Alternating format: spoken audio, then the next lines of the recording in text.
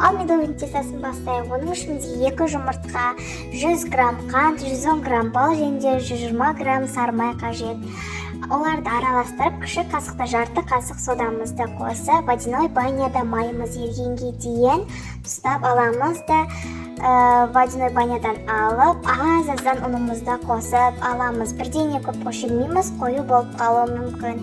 Және де барлық граммовкаларын мен описанияда қалдыратын боламын.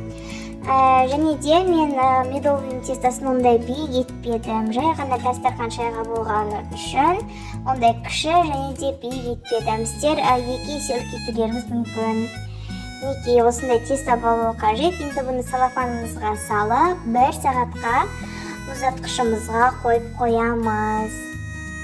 Ал оған дейін кремін жасайтын боламыз. Креміне 33% сливки қажет, 33%-дан төмен болмау қажет. Одан жоғары болса, одан да керемет. Енді бұны миксерлеп аламыз. Миксердің жылдамдығын бірден көбейтпейміз. Аздан көбейтіп барамыз. Неге осындай болғанға дейін миксерлеп, 150 грамм қантымызды қосып, және де миксерлеп аламыз. Жақсылап миксерлейміз.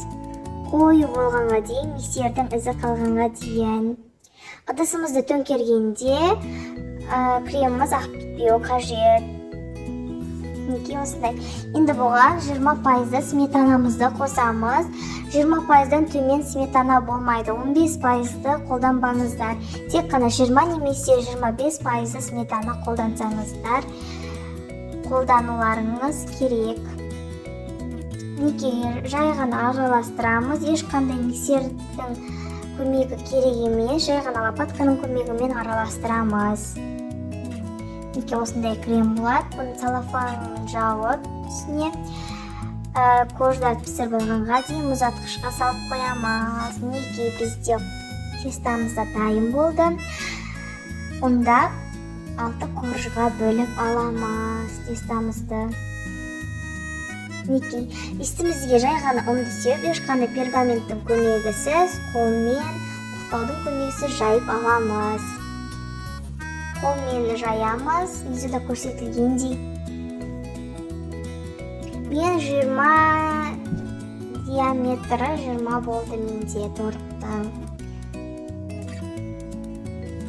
Неге осылайынан 180 градуста 5-7 минут пісіріп аламыз. Неге пісіп шықты. Енді әдемілеп кесіп, формасын келтіріп, қалған керек емес кождарды ұнтақ етіп, үстіне оформлениясына жасаймыз. Неге видеода көрсетілгендей кош крем етіп, тортымызды жинап аламыз.